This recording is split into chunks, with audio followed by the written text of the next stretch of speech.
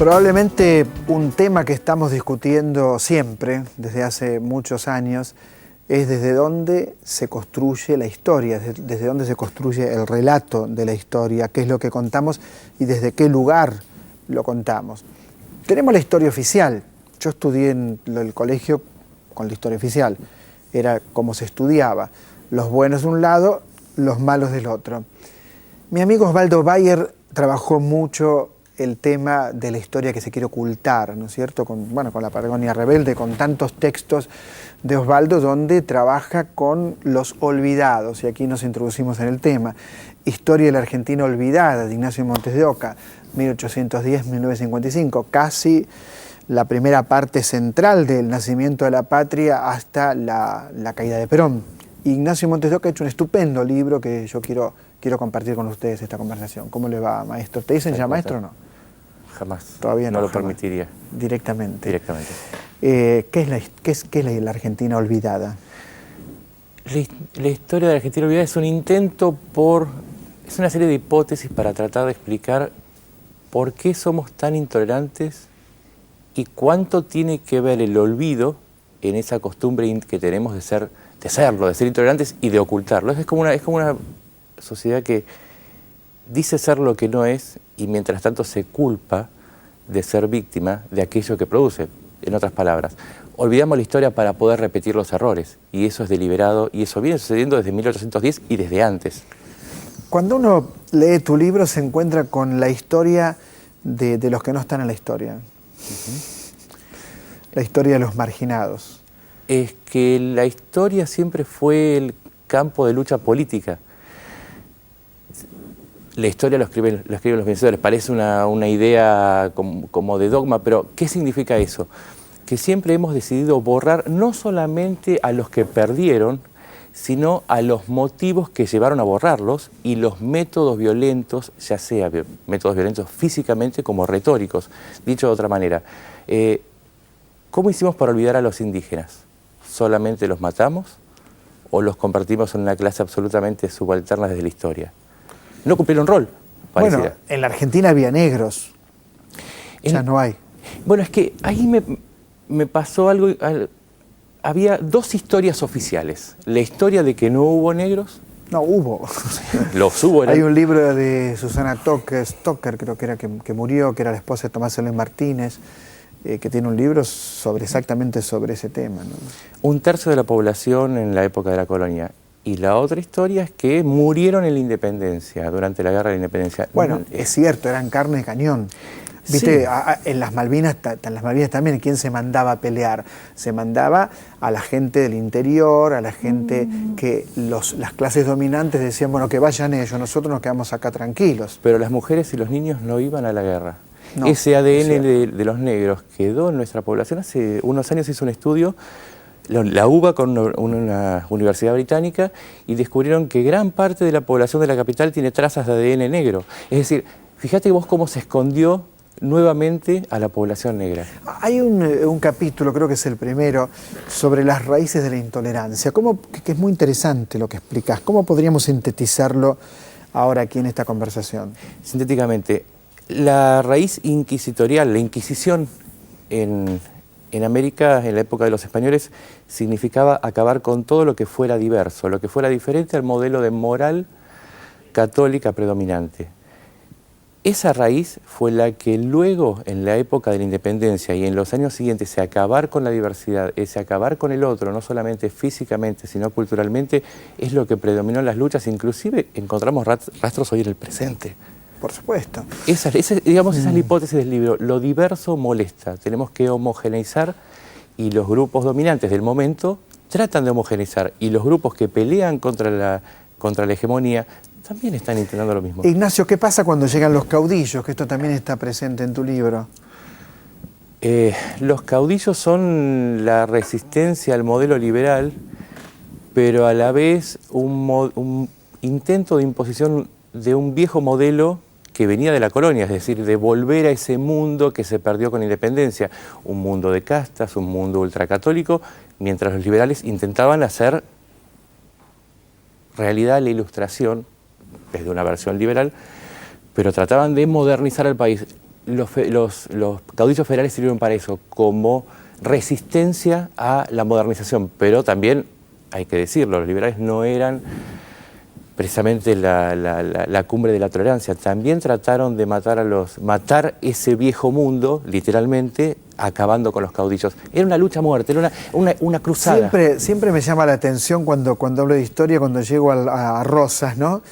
Bueno, y todavía hay mucha gente que por defender a Rosas defiende también la Mazorca, que era un grupo de asesinos que andaba degollando opositores, ¿o no es así?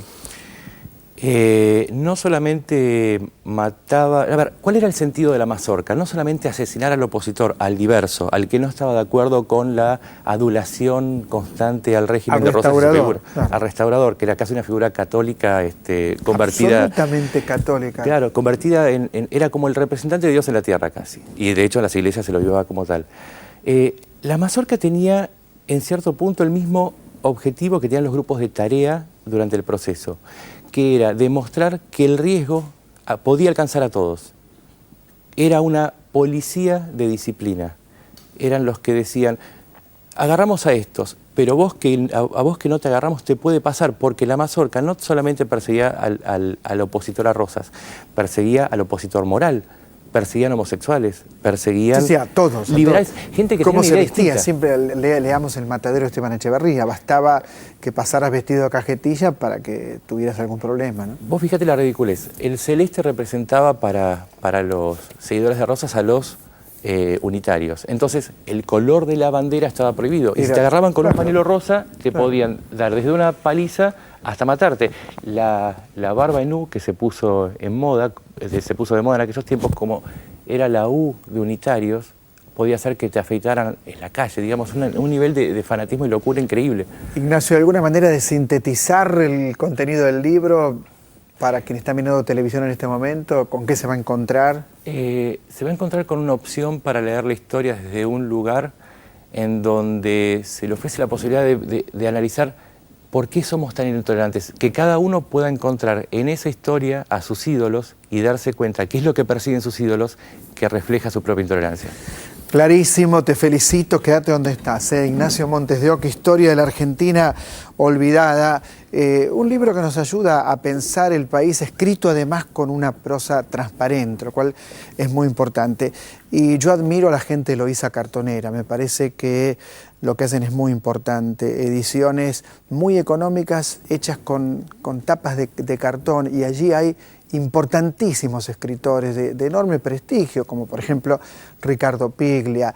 Un poco el alma mater de Eloísa Cartonera, tengo entendido, fue Washington Cucurto, que usted lo va a ver también en esta nota que hicimos con Adriana Troiano, y que la ponemos en el aire nuevamente para que usted se dé cuenta que cuando va a una librería y paga 70, 60, 50 pesos, 80 pesos un libro, es un camino, ¿no es cierto? Una editorial tiene que sustentarse a través de la venta de sus libros, pero que también hay otra gente que trabaja de una manera totalmente distinta. Y a usted le va a sorprender esta nota, por eso le pido que la compartamos por la televisión pública.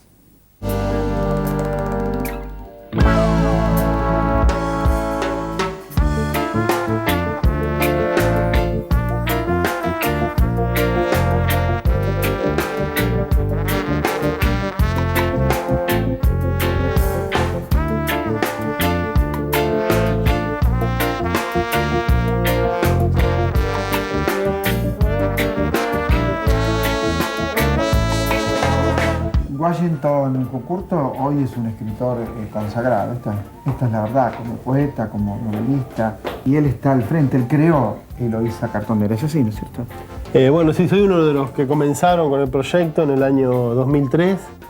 Bueno, comenzamos a fabricar los libros de manera artesanal, en tiradas muy pequeñas, y bueno, así comenzamos un poco con el proyecto.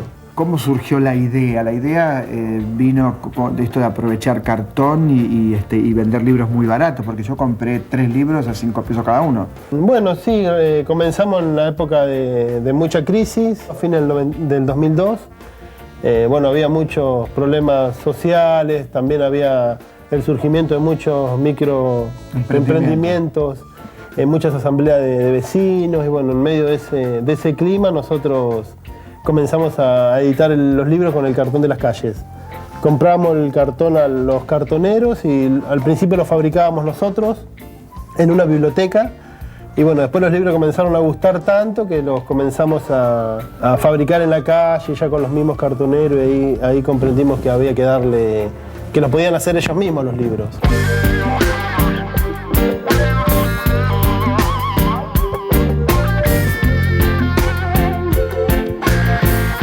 Yo conocí a Heroísmo Cartonera hace como 2 años.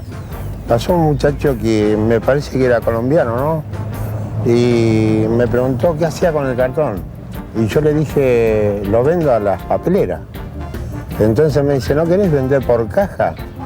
Que allá hay una editorial, una cartonera, que te puede comprar por caja. Hugo, ¿qué clase de cartón o qué clase de caja busca para proveer a la editorial? En realidad que sea un cartón así, duro, ¿ves? Que tenga una cierta medida, cosa que se pueda sacar una tapa. Claro. Ahí puedes sacar una tapa perfecta. Claro. Perfecto. Y que mayormente tenga dibujo, sea colorido, claro, como este, o si no, estas de calcetita, que son muy bonitas, muy coloridas. Y en especial que esté seco el cartón.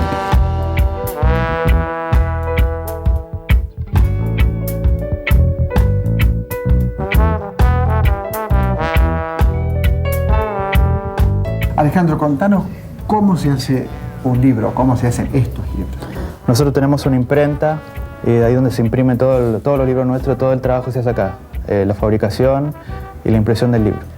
Y lo que sale de la imprenta es esto, que es el interior, el librito, y esto es lo que después se le pone la tapa de cartón, que es donde viene el reciclaje nuestro, la reutilización del cartón. Tratamos de preservar el cartón tal cual viene de la calle, digamos, no pasa por ningún tipo de proceso químico, ni de ningún tipo de limpieza especial. Entonces lo cortamos a medida con chapas especiales.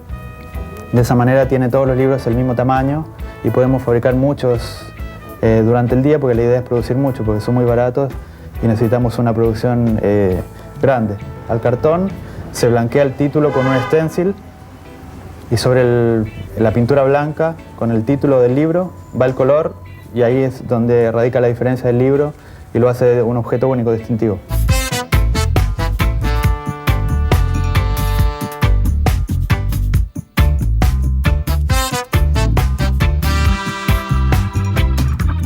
Miriam, te veo con un pincel en la mano. ¿Te gusta pintar las tapas de los libros? Sí, es lo que más me gusta hacer acá, ¿no? Pintar los libros, y lo puedo pintar como a mí me gusta. Y este es el libro que fabricó mi compañero Alejandro, que ahora yo lo voy a terminar. Le voy a poner color, un reborde, y después ya queda listo para la estantería, ¿no? Una vez que se seca, ya va a la estantería. ¿Cuántos libros fabrican por día, Alejandro? No sé, no hay una estadística, va a depender de las necesidades que tengamos. Podemos producir 100, 200. ¿Cómo los venden? ¿Acá o los venden en el No, los vendemos acá en la calle, en las manifestaciones, en los eventos culturales, recitales de poesía, de música. Bueno, acá en el local viene mucha gente de afuera. Hay autores consagrados que evidentemente habrán cedido los derechos. ¿Cómo conseguiste los derechos de Piglia, de Aira, de Diana Velesi? Bueno, la mayoría de esos escritores los conocemos personalmente del mundo de los libros. Bueno, ya lo conocíamos antes del proyecto, y nosotros lo que tenemos es un permiso de publicación para el formato así cartonero. No tenemos los derechos de los libros. Lo que nos dan los autores es un permiso para editarlo de esta forma. Y bueno, al ser unos libros muy económicos, muy atractivos, muy colorinches, entonces al autor también le interesa que el libro circule por otros lados, se acerquen a otro tipo de lectores. Y bueno, así descubren este título del autor que editamos nosotros, pero también otros. Para usted es un trabajo, digo, que le permite vivir. Lógico, sí. O sea, una vez a la semana le tengo que proveer el cartón a ellos. Entonces ya es una entrada más. Aparte del cartón que no sirve, que lo llevo directamente a la papelera. ¿Y tiene alguno de los libros que edita? Sí. Estaba leyendo El boxeador, que es de Víctor Palma, el boxeador. De Víctor Palma. Sí, y después de Ortega también. Ah, fantástico. De Cucurto también tengo. De Washington Cucurto. De Washington Cucurto, sí. Miriam, ¿cómo te sumas a Eloísa Cartonera? Y conocí la editorial cartoneando, pasaba con mi carro siempre y me llamaba la atención. Y me hice amiga de unas chicas que trabajaban acá antes. ¿Y qué relación tenías antes de trabajar acá con los libros? Nada, ninguna, ¿no? Ninguna. Para mí era un pedazo de cartón que lo tiraba al carro y ya está, no tenía ninguna importancia. Nunca me imaginé que iba a ser un libro con una caja, ¿no? Y bueno, de ahí, bueno, ahora que sé, ¿no? Pintar un libro, editar, así como la editorial me acercó mucho a la literatura, empecé a leer. ¿Qué haces? ¿Te los llevas y los vas leyendo? Sí, me lo llevo a mi casa, tengo una biblioteca cartonera en mi casa. Cuando voy a ferias así a vender los libros, siempre los escritores te cambian un libro cartonero por un libro de ellos y bueno, y así voy juntando, ¿no? Y tengo un montón de escritores ya. Y nosotros en las librerías no podemos comprar un libro Cucurto porque valen re caro. Y acá nosotros lo vendemos a 5 pesos para que llegue a todo tipo de público.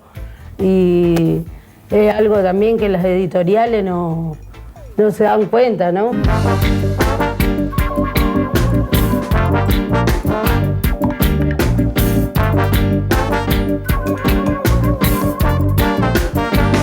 ¿Cómo convivís esto de ser codiciado por las grandes editoriales? He visto libros tuyos en la Feria del Libro a 70, 80 pesos y un emprendimiento como este de libros de 5 pesos.